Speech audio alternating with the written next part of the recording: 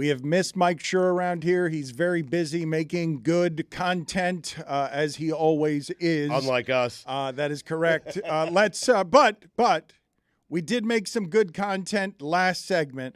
When this actually happened in real time, Chris Cody reached an octave we did not think that could be reached by Chris Cody while defending himself against a case of being irrational. Irrational. Did you not hear your voice there? Yeah, my boy, dude. Your voice. That is how Chris Cody, and that is how I would imagine irrational would sound if I was creating a show for kids with a cartoon meant to symbolize irrational. Irrational. Yes. That's the kind of content we make around here. Mike, thank you for joining us. Were you heartbroken last night? Or were you winded? Heartbroken? No, my bad. About the Bruins? Yeah. Were you scared last night as you were watching Sacramento, your team, your adopted team, before that game? You did not have confidence that they were going to win that game against Golden State. Light the beam, Dano. No Malik Monk, no Kevin Huerter, no problem as the Sacramento Kings dispatched the Golden State Warriors 118-94 last night at Golden One Center.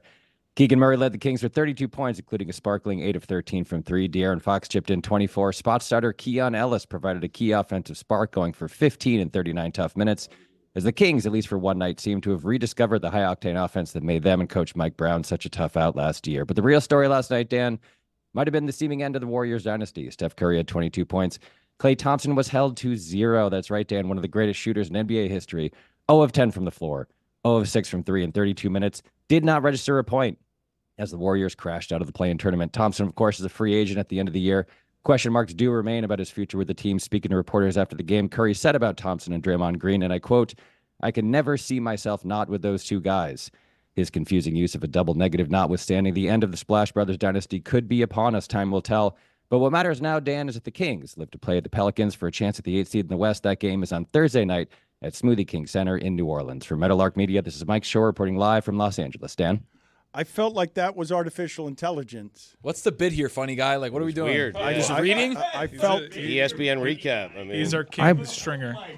I'm your Sacramento Kings correspondent. I'm filing a report on the game. right, but it was a little dry. We want, we NPR. we need takes. We need. You did it. Would you rather my voice crack and I do something ridiculous like Chris Cody? Is that what this is Literally what about? we wanted. Entertainment? Irrational. Yes, that just throwing a little of that in there. We don't need. I'm trying to bring some professionalism to this outfit. You hired me as a Sacramento Kings correspondent. They played a big game last night. I was filing my report. I'm sorry. I won't do it anymore. I won't provide information for the listeners of this show if that's what you want. Here's a little key if you're going to do a report on the Sacramento Kings. At the end, you have to say Meadowlark Kings. Media.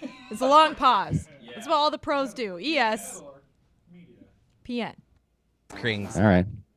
Thanks for the notes. But go Thanks for the Kings. notes on my reporting. Mike, do you agree that the NBA shouldn't be promoting the playoffs until playoff Jimmy is in? Sure. Yeah, no, you're right. Yeah.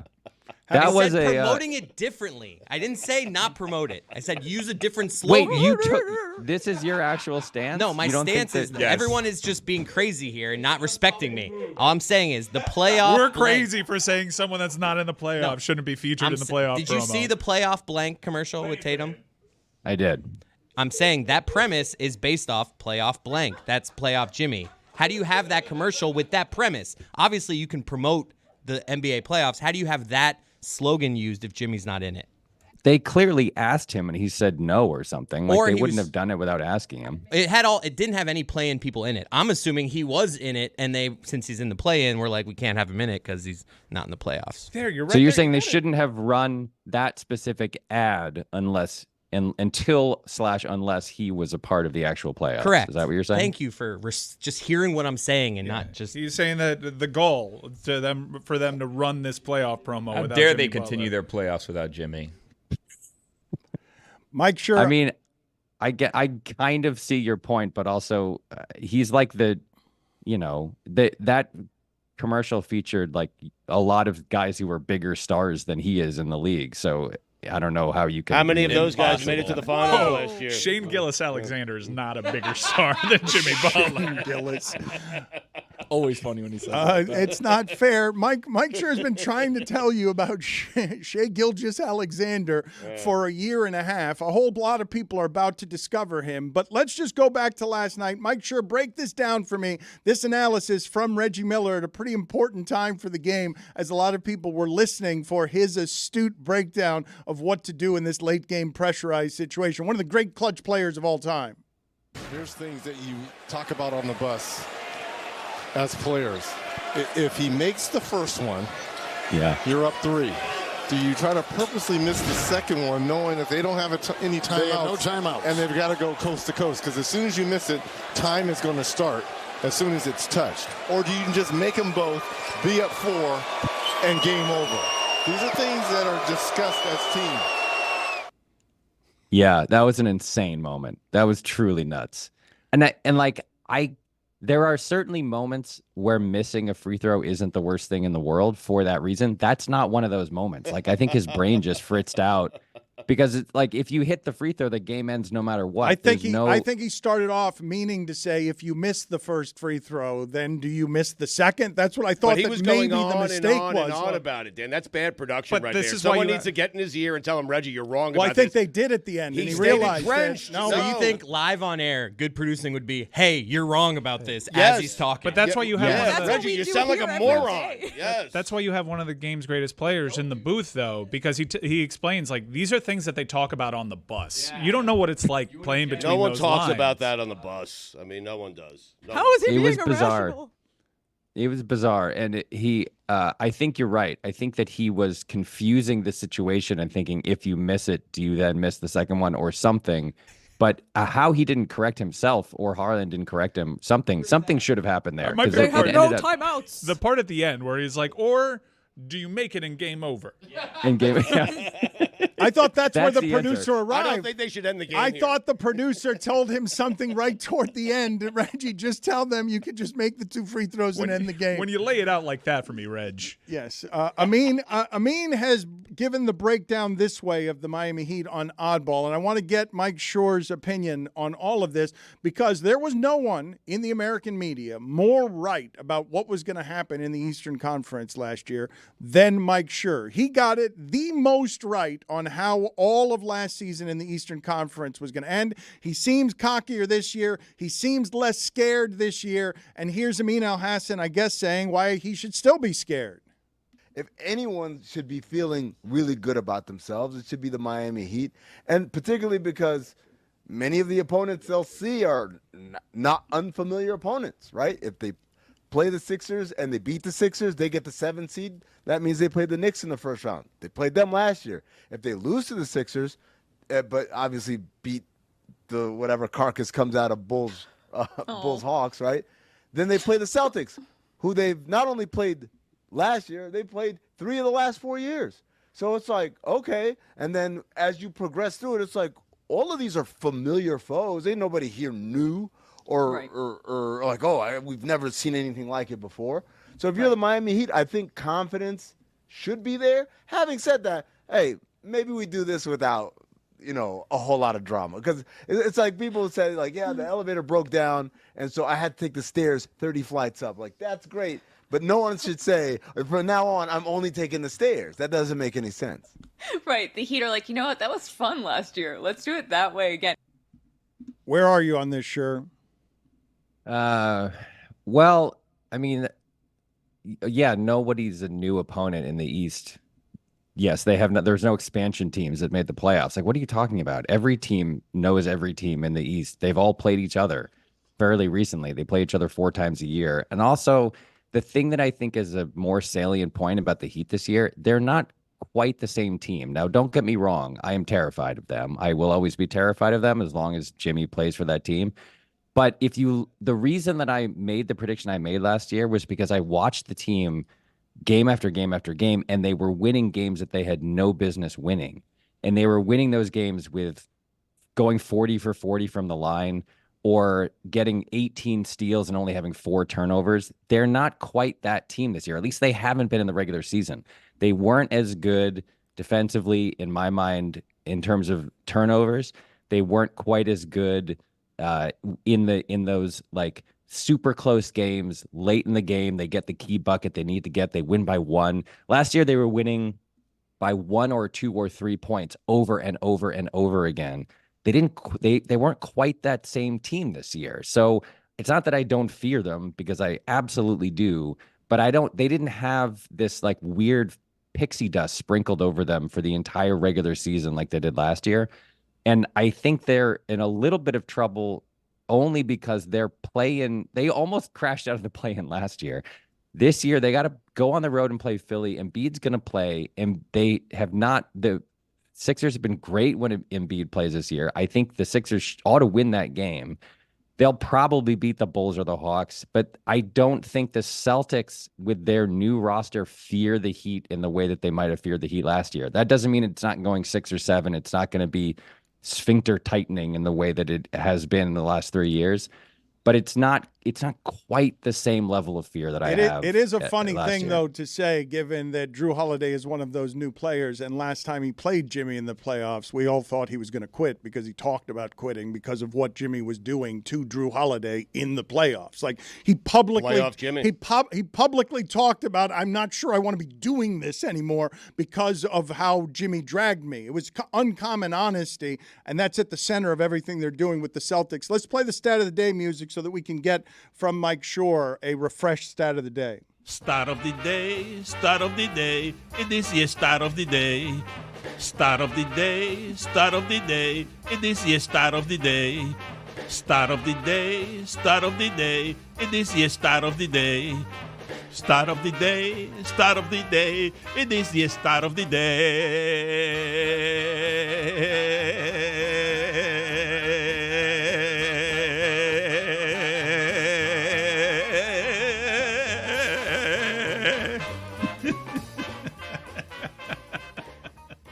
This stat of the day comes courtesy of Sarah Langs, the greatest living baseball statistician in my mind.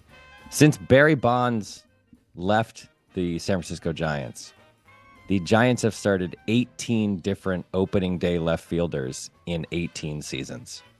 The list is wonderful. Are you ready? Here we go. Oh, my God. Starting in 2007, Barry Bonds, Dave Roberts, Fred Lewis, Mark DeRosa, Pat Burrell, Bat the bat. Aubrey Huff, Andres Torres, Mike Morse, Nori Aoki, Angel Pagan, Jarrett Parker, Hunter Pence, Connor Joe, Alex Dickerson, Austin Slater, Jock Peterson, Blake Sable, and this year, Michael Conforto. And they had like 3 world championships in the middle of all. More than that, I Conforto's think. a Giant? More than that, I believe. And then all they did was win the championship again and again that they never did when Bonds was there. Thank you, Schur. Good seeing you again. Bye, everybody. It may be a play-in, but it feels like the playoffs have started, and I don't know whether I'm going to be able to lure Tony and Billy over to where the Panthers are, but I hate the first-round matchup for the Panthers because I am terrified of everything Tampa Bay Lightning related. Of Kucherov? They're done. It was a nice season, but it's Well, over for the I'm Panthers. It very- happens every season. They go in, they play the Lightning beats them. The Lightning plays possum during the season. They go in with their chests out and they think, oh my God, we're going to be so good this year. We won the Biden Cup. And then sure enough, boom, bounced by the Lightnings every single year. The Lightning start hiding players under the salary cap. They cheat that way. Why can't the Panthers cheat? That's what I don't understand. If the other teams are cheating successfully, why are you not cheating? They made it to the Stanley Cup. Yeah, and what they do? And what happened? They didn't win the Biden Cup this year. First place losers. Right. You say it happens every year. I'm pretty sure you just described one singular year. Every It feels year, like it happens the every Lightnings year, are yeah. foes. I've been hearing about these Lightnings and the Kucherovs and the this and the that for so long. And the goalie, whatever that guy's name is. Exactly right. Oh, that's another thing. That's another thing. He scares me. Records be damned in the NHL postseason, the Stanley Cup playoffs. All you need is a hot goalie. And guess who always ends up with a hot goalie? Well, the Lightning. The Panthers did last year. Until the Knights did. They did. The Panthers. This was the, analysis. Speaking of Knights, Spencer Knight, I've been hearing about that cat for how long now? Where's he been? Okay, look, we can do the funny talk, Mental health because in our Charlotte. all of the analysis last year was, do you have the hot goalie? Do we have the hot goalie? We have the hot goalie. We have the hot goalie. We have the hot goalie. Oh, they have the hot goalie. Okay. Season over. I don't want to do that with this season because there have been a lot of exciting things to watch over the last month, Stugotz. At the high end of that sport where the Rangers and the Bruins and the Panthers are up in the 110s in points because they're playing exceptional hockey. And it's dramatic, but I want to go back for a second here because I am legitimately, when I tell you that's the opponent I least want to see on this Panther season that's built for playoff hockey. Because I think we're in agreement that Tampa Bay has stolen this state. They invented a market, and now the Florida Panthers did everything they did to get Tkachuk because of what Tampa did to them when they had a great offensive team and they arrived at the doorstep of that. And they're like, we're playing hockey all wrong at this time of year. But what happened last night in hockey, Stugotz, just last night, our beloved Tortorella. Torts. Still getting it done in Philadelphia, leaves the door open for Ovechkin to get in the playoffs because he pulls his goalie with 3 minutes left because he's trying to get an empty net goal to see if they could still get in the playoffs. But seconds earlier in Detroit, a goal had already been scored that eliminated Philadelphia. And so last night was not the United States of Tortorella. This is the United States of America. It ain't the United States of Tortorella. Back-to-back nights, the Detroit Red Wings scored an equalizing goal with less than 10 seconds left in regulation to keep their season going. Unfortunately, Philadelphia, which got boned on a call, that they took a goal off the board in the first period. That was a huge bummer, but Ovechkin finds his way in the playoffs. It was a great chase for the 8th seed in that sport. But if I may offer a rebuttal to what you and Billy are saying, because it's not without merit. Everyone's got post-traumatic stress about the Tampa Bay Lightning and Vasilevsky. We'll say that the last time they matched up, which was 2 years ago, both teams are pretty different. It's not just Huberdeau being gone. Yeah, you have Barkov there and you have Bobrovsky. Ekblad's supposed to come back in there. But the Florida Panthers made adjustments because of what happened 2 years ago and because of what happened in the Stanley Cup final last year. They got bigger. They got a little bit more physical. And Tampa, yeah, they have Kucherov. Yeah, they have Stamkos. Yeah, they have Stamkos is still there? Yeah. We're doomed. This might be the last He's year. old. But they stopped being able to pull the trick that they did with Kucherov still being on their salary cap while they stashed him on the long-term injury list. They had to start paying guys. And guys that used to kill you, like Palat and Maroon. Fat Pat. Yeah, and like, yes, they've had people step up, like Hagel. Brendan Point is incredible. Cirelli's having a career year. Paul's having a career year. But Killorn's gone.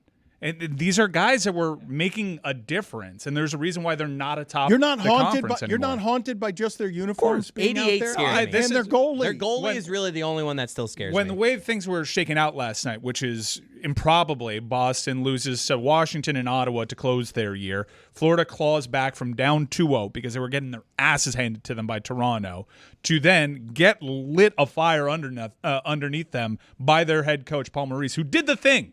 Remember how the run was sparked last year? He called them a bunch of P's and B's. He did the thing again. Called them a bunch of P's and B's, and then, boom, 5 unanswered. You win the division. For me, I want to win the division because I get home ice in the second round. I think it's pretty negligible, the difference get there first, though. between That's the Toronto and Tampa. I think Toronto is like the most due team of all time. They were scarier in terms of Matthews and Marner. Like that, they're the scarier team outside of goalie. Matthews is probably going to get his 70th goal of the season tonight in the regular season finale for them. He'd be the first player since 1992 to score that number of goals. Marner, Nylander, Tavares, they added scarier. toughness with Domi and with Bertuzzi. Bertuzzi owned the Panthers last year. I think, they have question marks about their defense and their goalie, certainly. You don't have those questions about Vasilevsky, but Vasilevsky hasn't been the same player. He was the same player during a stretch where the Panthers were playing their worst hockey, and you've forgotten all about that 9 spot that the Panthers hung up on them when they were playing Panther hockey. I think if you look at the teams this year, Tampa Bay has been bullying teams when they've had an advantage. Special teams, Kucherov, a special teams maven. But if you look at 5v5, the Panthers excel. So you stay out of the box, you win this series Which easily. we don't do. Yeah. You said you need the hottest goalie, but the hottest goalie ever in the NHL never even won a Stanley Cup. Lundqvist lost because of the Krings. You just used the word maven, and I don't know what a maven actually is. The company that bought Sports Illustrated that will haunt me until I die. Yeah. Because I believe Mike is haunted by the Tampa Bay Lightning. I don't see how you can't be, and he makes a good argument for it, but I'm scared of playoff hockey combined with that team. He's trying to hide it. He's more confident in his team. But he's not wrong. It's just the uniform. It's not the team. The Panthers have been better all year. Not that they've been matters. better than just about everyone all I year. understand. But I saw 3 weeks ago Tampa came in here, and I saw them spank the Panthers. I also saw the Thank you. Panthers outshoot them like crazy, and they just got goalied that game. But did you see 2 weeks prior when they beat the out of them? I think if you 9-2. I think if you look at the last full year, like our Panther group chat, we're confident against the Lightning. This is a different team. You're a Panther group chat, though. No, I think no, but dude, you're so wrong on that. We've been terrified of this team forever, and I think there's a different energy where the Panthers. They want the Lightning. They want to end all this narrative that we're talking about. Another right here. thing that is not really discussed is the fact that traveling to Toronto and having a grueling playoff series with them and doing that back and forth is a lot tougher on the body than a short trip down I-75. Yeah. I can't tell you how much I enjoy as a slogan. I think, Angel, I want you to make this. Let's get the wording on this right. I want T-shirts made for this Panther run. What could be this Panther run? Our Panther group chat, we're not afraid of the Lightning. That's a tagline for World Rawr III. It is. We've made Turn T-shirts. those around in the next week because it's not going to last. We've made T-shirts the 2 previous times that these Angel, teams this faced. is what I'm telling World you. Rawr III. Yes, Angel, I want T-shirts because Priority 1 right now, Angel. Billy, this is what I'll do a bet with Billy, an on-air bet, where the loser has to pay something off here. Okay. Oh, there you go. Not so tough anymore, Billy. I don't give about this. Oh, that's not true. We're locked in. Your takes kind of gave that one away. But they'll be right. We could use the content of Billy and Chris have a caring bet that the audience is involved in, but You catch that not so subtle pressure? But Billy doesn't care. I know. Dan could I know. do the bet with I mean, Chris yes, no, if you he cares really so do. much. You like the Lightning. You do take the steam out of the content ability of what it would have to have consequences where the audience might care about games that they don't necessarily. Well, I'm locked care in on about. the Heat right now. Well, this is what I want to bring up to the audience because Stugotz. Locked in. I want to do this with some awareness this year, okay? Because last year, unexpectedly, what happened is we were yawning through 8 seeds in hockey and basketball, and then for 2 months, Meadowlark Media is sprinting at 10.0 on a treadmill because it's live shows, it's playoff games, it's upsets, this is the most fun we've ever had. If the Heat and Panthers advance, we've got plans to do a live local hour. We're going to be doing a lot over the next couple of months, but I also fear that the audience is good and sick of all Panther and Heat talk and would love the content of both of these teams right out of the gate just get 6 straight losses. The Panthers lose 4 to the Lightning. The Heat lose their next 2. Get them all out of my life. I don't want 2 months of Heat Panthers, them being excited, but we've gone from no expectations at all last year to there are expectations now of A, with the Miami Heat expecting something that doesn't have a lot of precedent in the sport. Jimmy will do it. Playoff Jimmy will do it. And B, that the Panthers, in our group chat, I'm not scared of the Lightning, who've only taken over Florida on your watch as you've had to turn over the roster. I mean, if you want to make knock this dynasty Dan, if you over. want to make it about that and not how good the Panthers are 5v5 and how That's what I'm saying. How Tampa just totally excels on special teams, fine. Look at the recent results. Matthew Tkachuk wasn't on any of those Panthers teams that lost to the Tampa Bay Lightning. You can be haunted by ghosts of the past. I understand they're the boogeymen for you, just the same way that Boston's the boogeymen for Toronto, but it's a different team. This Panther team showed you a lot in that run last year. Yeah, it's the NHL playoffs. Every team, damn near every team that made it is honestly championship good. Outside of Washington, you can make a solid argument for every team in this conference to win Lord Stanley. Yeah, it's going to be tough.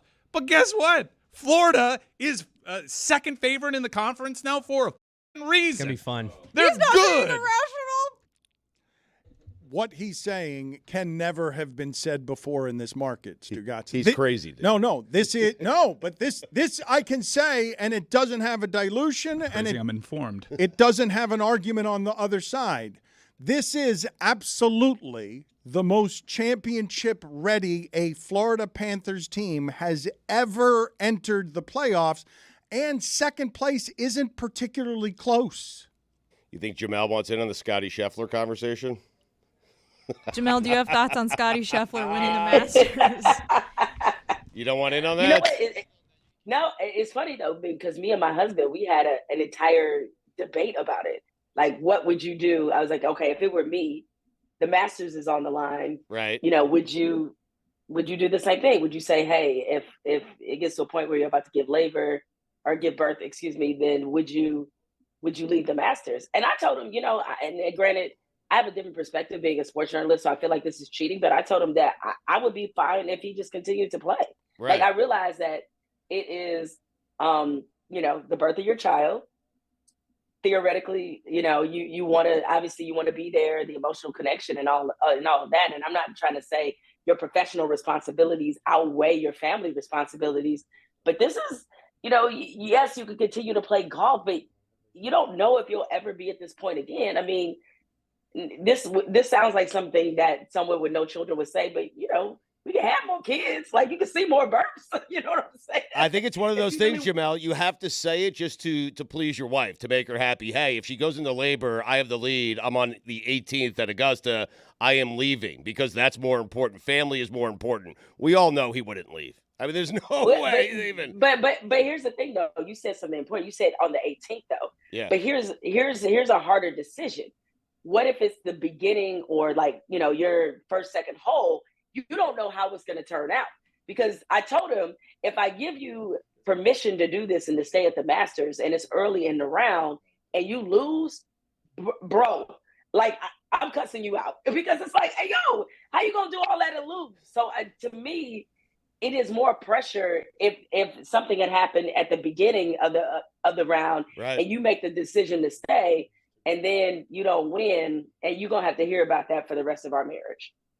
I was saying that that the wife should have had the baby secretly and then shown up on the green when he won on 18 with like a blue newborn alien baby and been like, "Here's our child." Pregnancy So I sounds. see Jessica just wants ultimate violence. Okay, I see it. She's rooting for chaos. Okay, I got it. All right. Pregnancy sounds like the ultimate way to fix sporting events, right? Like, you get in, if you're the heavy favorite, everyone's betting on you. Your purse, your share is going to be like, what, $2-3 million? You have a bookie come up and you're like, hey, $10 million. Your wife fakes goes into labor. No one's going to question it. All the time there's, labor pains. You go in and it was a false alarm, so you leave. You guarantee you're not going to win by withdrawing yourself right before the final round. Everybody gets their money. You get your $10 million. So you just That have feels like a license to Judd throw out Apatow ridiculous movie. hypotheticals. What's that? You just have artistic license to do. I do think that people would be like, "Hey, wait a second, she's not actually in labor." But No, there's I guess it doesn't matter for this insane people go in hypothetical. You all just the throw it out time. and- No, people go into fake labor, not fake, but they have false alarms all the Right. time where they go in to deliver babies. Baby in a green jacket.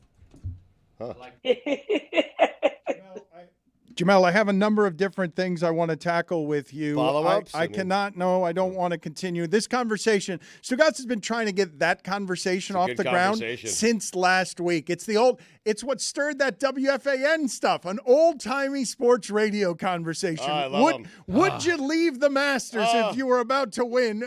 Like, it's just the glory Do an days hour on that. of sports I radio. called him a liar. Yes, I mean, it was great. yes, Stugotz Yes. did a whole show here in the shadows by I love himself. it. It's the show that he wants to do. But one of the things that I have aged out of, I feel like, Jemele, because I felt very alone recently. Kids? In saluting.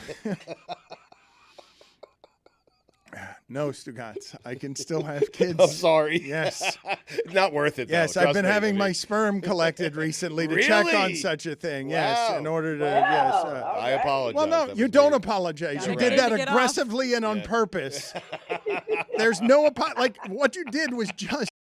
foul. I love you, though, man. Jemele, I wanted to talk to you about this rap beef stuff that I've fallen out of because you wanted entertainment. Everyone wanted entertainment. I was saying, well, that's mature of J. Cole, but nobody wanted hip-hop to not do the professional wrestling thing of go back and forth. And now Rick Ross, predictably, is doing exactly what Jessica said on the postgame show the other day, that he would shame Drake because of his private plane. So let's check that out and see what Jemele thinks of all of this, because I think Rick Ross is too old for this too. He's my age, and he wants in on this beef with these guys, and now he's shaming Drake for his plane. 48 hours, the countdown has begun. And that old ass jet you got, they gave it to you free. That's a 1978. Be safe on that, Drizzy. Be safe on that plane. That old mother. God, it's great. Man, and y'all need to pray for Drake and tell him, park that old ass plane. It's a 1978. The cargo jet, people gave it to him free for promo. And I ain't hating, but be safe.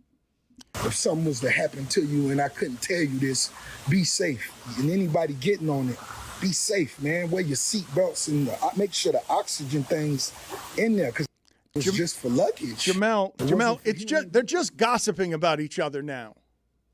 This is a really sad moment in hip hop, because I'm thinking about what beefs look like when hip hop was coming of age, and when I was coming in age through hip hop. Is that you attack somebody's lyrics, you call them all sorts of names. Maybe to some degree you attack the fact that they were fake, that they were posing. Like there were certain things, go-to buttons that you could hit in hip hop and get somebody. Now, obviously, we have unfortunately seen some of these beefs play out in real time and have really dangerous consequences. But I think No Vaseline by Ice Cube is the greatest diss track ever. I know a lot of people would say hit 'em up. Definitely, it is one or 1A, either way. But for me, it's No Vaseline. Look at the subject matter that Ice Cube is going after in that song and compare it to this. This lets you know hip hop done got fancy. Hip hop is too rich, because the only thing you could come up with is sliding somebody for their private planes, them using weight loss drugs. Like I never thought that a hip hop beef would involve weight loss drugs and BBLs and surgery, and it not involve nose job, nose job, an ab job. We got Drake's mama in the beef. It's like, and none of this has to do with the women. So the next time a man want to go off and talk about how women are emotional, I'm just gonna point to this and be like, really? Because when Cardi B and Nicki got beef, they got beef. Okay, they coming at each other hard, and this is just like, yo, who could be entertained by this? This is so boring. It's just like, okay, you got a bigger house than me. Your private plane is old. The best you could come up with is your private plane is old. Like, Jemele, sit down somewhere. I'll tell you how lame this is. I predicted this as a joke on Monday as where this beef would go. Here is the clip. Tony, you said Drake has a 747 still, right? Mm-hmm. Do we know if it's a Boeing? So I don't know if it's a Boeing, that could be diss track worthy. Right. Like, oh, your plane is so bad that the parts are coming off because the manufacturer skimped out on labor. Those bars, wow, that would be an incredible. The union wasn't strong, and your plane is actually probably due for maintenance now. Jessica did That's it what I first. would do if I wrote a diss track about I mean, Drake. geez. Better watch your back, Jess. Get a Metro beat behind that. You called it, but the other thing too is like they waited. They're both too rich. Like this is, to some degree, beef is sort of a hungry man's game, right? It's like you're coming up, you're both going for the same stuff. They got all the stuff. They got platinum records. They got all the toys. They got all the women. They got all the stuff.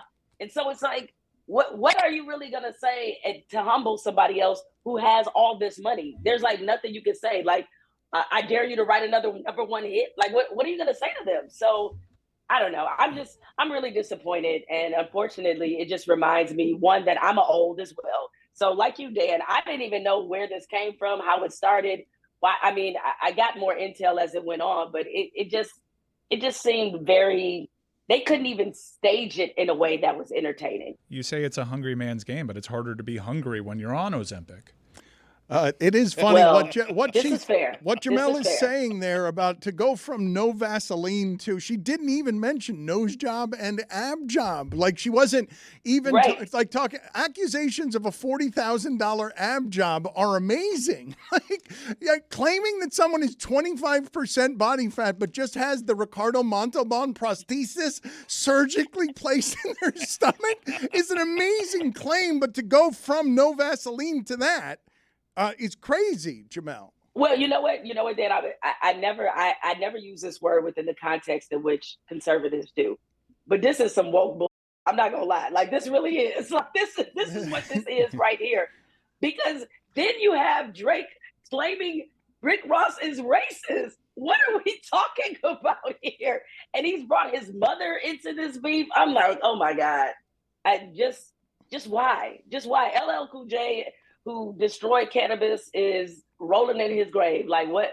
Cool Mo D is like, where did we go wrong with all of this? So this is a disappointing moment. Jemele, I have told you, I've said publicly and privately that I've just sort of, I've been awed by what you've had to endure in our careers. And every time you come on here, somebody grabs something that you do and it gets thrown into the atmosphere for people to argue about. You become sort of a symbol for people love arriving around you and being divisive and yelling about the things that you are saying.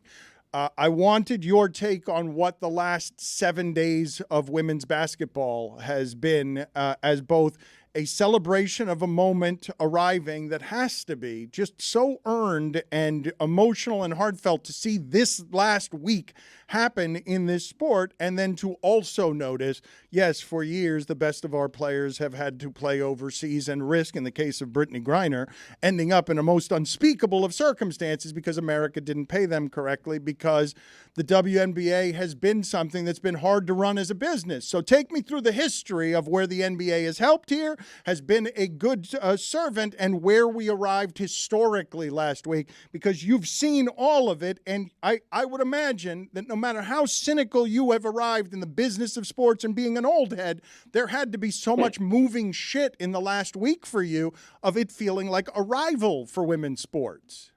I mean, I would say 70% of it has been exhilarating. 30% of it has been annoying. The exhilarating, obviously, just based off the percentage I gave you, is that has outweighed the annoying parts. The annoying parts is that you suddenly have this new stream of fans, which is great, wonderful for the game. It proves the growth. It proves there's a product that's viable. But there are also a percentage of those new fans that are coming in with very loud and wrong and frankly silly and stupid opinions because they don't have the context. They don't have the history. They don't understand. And, you know, I think this latest iteration where suddenly Caitlin Clark's 4-year salary with the WNBA, her 4-year contract gets posted and people realize she's making $76,000 for this season. It's like, guys, you know how many times we've had this conversation? Like, we've had it a lot, and particularly during the last collective bargaining negotiations. The players that are currently in the league have been very outspoken. And every time they were like clockwork, here come an army of people saying, you don't deserve this, and you have no value, and you suck, and nobody watches the WNBA. But now all of a sudden they want to have a conversation about pay equity, which I find to be pretty entertaining in itself. But I think about the women, especially those who put this league in the position to be in now, where they're starting to see some of the benefits. They're starting to see the exposure, the media attention, and all of these things that they should have been at their disposal for a long time. The women who had to play in empty gyms and really go through some very hard sacrifices to get this to the point that it is now. And I think for them, this is a great moment. And even for me, like, as much as sometimes our conversations on here get drowned out by clickbait and people refusing to see the nuance in certain things, I got a great email from retiring Stanford coach Tar Vanderveer last night that really, she read my piece that I did for the Atlantic. You can see now. Yes, we need to look at me, Louise. We need to fix the imaging Look at on me. Yes, you got an That's email. right. You got an I got email about Hall what of a Fame hero you are, how amazing you are. That's right, I did. That's right, I did. And she loved the piece I did for the Atlantic, and in general appreciated my thoughts and commentary on the WNBA. But people need to understand this. Yes, when the WNBA started in 1997, it was owned by all of the NBA teams. now we're at a point now where there's private ownership. I think it's more private ownership now in the WNBA than there is, NBA team-owned WNBA franchises. So that is a tremendous sign of growth. Last year's WNBA finals, highest rated finals they've ever had. Across the board, ratings were up, I think something like almost 30% for regular season games across all platforms for WNBA games. And so the growth and the potential have been there. And it's funny how people can notice structural inequality and other things, but not when it comes to women in sports, or at least not as readily. Do people understand the whole reason that women even have access to play at the level that they do in college is because it was federally forced, meaning it was not available. So anytime you have something that had to be federally forced to get people to do, there's going to be built-in structural inequality. And they're making the mistake, Dan. They want to compare where the NBA is now, which is a billion-dollar industry, to where a 27-year-old league is at this moment that is just now starting to come into its own. I mean, you guys are older than me, so surely you remember that when the NBA, they went through a period where people considered it to be a disaster, where you had guys that were playing that were working multiple jobs. It was riddled with drug use. People thought it was going to go bankrupt. I mean, before Magic and Larry Bird showed up, I mean, this league was really quite fledgling in many ways. But I find that people want to weaponize sort of the WNBA not being where the NBA is or where some other leagues are, and use that to constantly denigrate and prove that these women don't have value. So I'm glad that Caitlin Clark is opening up the conversation. As usual, it's disappointing that a lot of people who don't understand the league, their finances, what they've been through, are immediately using this as an excuse to berate these women who only want to play professional basketball in front of American audiences.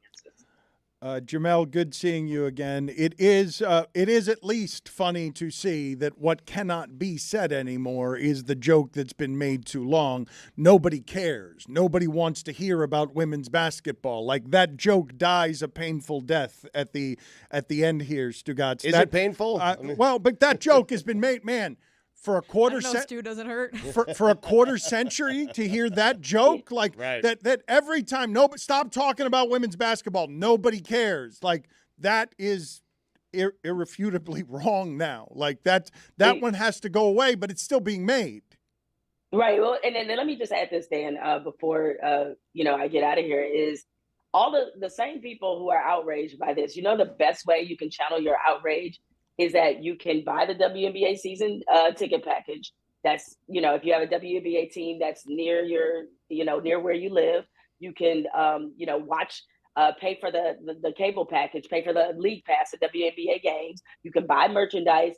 You can do things to change this narrative that if you really think these women deserve more, the best way you can show it is also by supporting them. It's totally in your hand. And by the way, let me just add, one of my other favorite little arguments about this entire kerfuffle, if you will, about the salaries, is how so many men on social media are blaming women for the reason why this league isn't more successful. And granted, it is true that there are more men that watch women's basketball than there are women. But it's amazing how they don't recognize the structural inequality. So the gatekeepers for resources, for investment, for setup have all been men. But somehow it's the women's fault for not supporting other women. The reason why the WNBA is not on the same level correct. as the NBA. That is correct. Stop blaming the men. It is the fault of the women. It is always the fault of the women. It is the fault of the women. No, it is the fault of the women for letting the men be in charge. It is the fault of the women for letting the men be in charge. You are fools for letting us be in charge. It is the fault of the women. Thank you. I'm glad we finally learned something in one of these damn Jemele Hill segments. Finally, the truth is spoken around here. It is the fault of the women for allowing the men to be in charge. See you later, Jemele. All right, see you there.